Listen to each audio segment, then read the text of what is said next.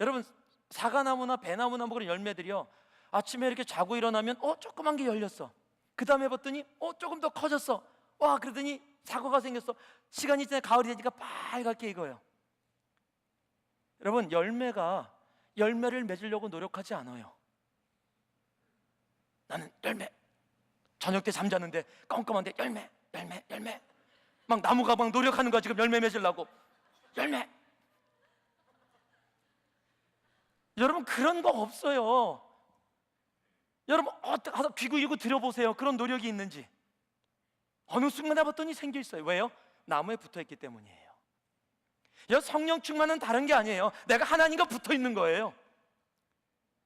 하나님과 붙어 있는 게 뭔데요? 간단해요. 여러분, 성경을 읽으면 재밌어요? 아니요. 목자기 때문에 책임으로 지금 3장 읽어야 돼요. 와, 무릎 꿇고 15분 기도하는데 아주 죽겠습니다. 아직 덜 붙어 있는 것 같아요. 여러분, 그건 노력이에요. 그건 훈련의 과정이에요. 근데 붙어 있으면요, 아무 상관없이 움직여요. 여러분, 호흡하려고 노력합니까? 뇌에서 순간순간 명령받아서 호흡해라, 아니면 죽는다. 여러분, 그런 사람들 없어요. 너무 자연스럽게 해요. 의식하지 않고 해요. 여러분, 하나님께 붙어 있는 것은요, 자연스럽게 성경이 읽는 거예요. 그냥 내 삶의 한 부분이에요. 자연스럽게 무릎 꿇어 기도하는 거예요. 왜? 내 삶의 한 부분이에요. 왜? 내가 나무에 붙어 있으니까 영양분이 그냥 자동으로 움직여지는 거예요. 그리고 열매가 맺혀지는 거예요. 떨어져 있으면 안 돼요. 여러분, 하나님의 나라가 말에 있지 않고 능력이 있다 그랬는데 전부 다 원해요. 저도 능력 원합니다. 하나님, 그 능력 이루어지게 하여 주옵소서. 그런데 왜 말뿐인 하나님의 나라가 우리의 삶 속에 나타나는 줄 아세요? 내가 예수 그리스도에 붙어있는 삶이 아니라 내가 나를 원해서, 내가 원하는 것을 위해서 그 나무에서 떨어져서 내 마음대로 살아가고 싶어서 그래요. 오늘도 예배만 드리고 나면, 저문을 나서고 나면, 주님, 다음 주에 다시 올게요. 난 이 약속은 지킵니다. 일주일에 한 번, 내가 1시간 반은 그래도 주님을 위해서 오지요.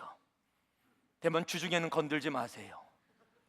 내가 공부도 해야 되고, 이제 학교 턴 시작했는데 그냥 미텀도 학교, 내가 이번에 클래스 무진장 많이 해요. 공부 너무 많이 해요. 내가 일하는데요, 그곳에서 내가 성공해서 주님의 이름을 높이기 원해요. 주중에는 저 건들지 마세요. 사업을 하려면 친구도 많이 사귀어야 되는데, 영화도 보러 가고 같이 그 교제하려면요, 시간이 없어요. 나 건들지 마세요. 그렇습니까? 여러분, 그렇다면 일주일 동안 떨어져 사는 거예요. 그리고 다시 붙으려고. 여러분, 나무 띄었다가 붙이는 거 쉽지 않아요. 철사로 묶어놔도 다시 산다는 보장도 없어요. 다만 하나님의 은혜가 너무 커서 띄었다가 붙여도 그냥 아이고 이놈의 자식, 그리고 붙여주는 거예요. 근데 열매가 맺혀지질 않아요. 영양분이 공급이 안 돼요. 왜? 세상의 때가 그 사이에 너무 많이 끼었어. 영양분이 공급이 안 되게 자꾸 세상의 죄가 막어요. 여러분, 하나님의 나라는 말에 있지 않아요. 여러분 삶 속에 하나님의 나라가 임하고 있습니까? 여러분이 매일마다 외우는 주기도문 속에 그 하나님의 나라가 하늘에서 이루어진 것 같이 하나님의 뜻이 이 땅에서도 이루어지고 있습니까? 예수 믿는 건 말이 아니에요. 능력입니다. 그것은 제 말이 아니라 성경의 말씀이에요. 고린도서 4장 20절 말씀에 하나님의 나라는 말에 있지 아니하고 오직 능력에 있습니다. 사도행전 힘들겠습니까? 주님, 내가 지금 자꾸 까불고 복음 안 되니까 제가 좀 눈멀게 좀 해야 돼요, 잠시. 근데 하나님, 눈멀게. 자, 뭐든 준비 좀 하고 딱 하고 눈멀게 딱 하면서 황산을 뿌리는 거야, 눈에다가. 눈멀쩌다 그러고 그냥. 여러분, 그래 아니잖아요. 인간의 것들이 아니잖아요. 여러분, 노력하는 그냥 당연하게 우리 삶 속에. 여러분, 그렇다고 뭐 능력이 그러면 눈멀게 하는 거예요? 그럼 옆에 사람 눈멀지어다. 아, 없네. 여러분, 그게 아니잖아.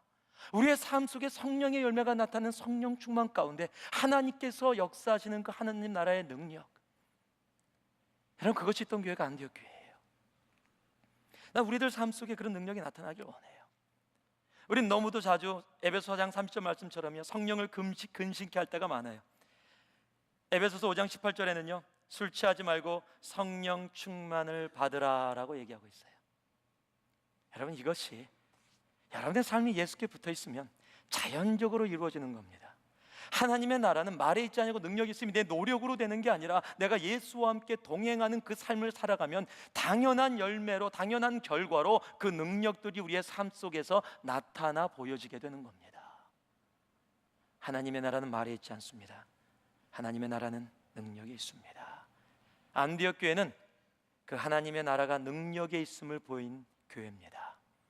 그랬기에 그 인생은 후회가 없는 겁니다. 지금 이루어지지 않는 것에 미련을 두지 않는 겁니다. 13절 14절 말씀해 보니까요, 같이 한번 읽어봅니다. 같이 읽어봅니다. 시작. 바울과 및 동행하는 사람들이 바보에서 배 타고 밤빌리아에 있는 버가에 이르니 요한은 저희에게서 떠나 예루살렘으로 돌아가고 저희는 버가로부터 지나 비시디아 안디옥에 이르러 안식일에 회당에 들어가 앉으니라. 저도 비시디아 안디옥을 가봤습니다. 뭐 특별한 게 없어요.